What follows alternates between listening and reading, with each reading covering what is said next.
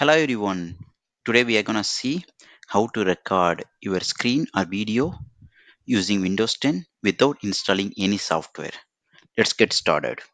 First, go to this search bar and type a game. You will see this game bar. When you click it here, you will see Windows Xbox game software.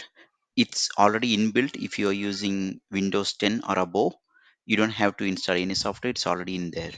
You just to record your screen, you just have to click start recording, and it's gonna record your screen.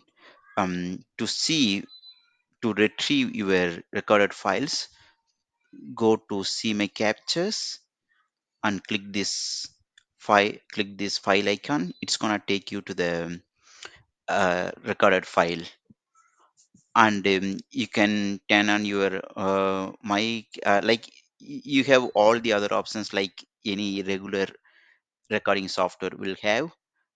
um, so that's my simple and easy tutorial on how to record your screen or video using Windows 10 without without installing any other software. Hope you enjoy this. Thank you. Bye bye.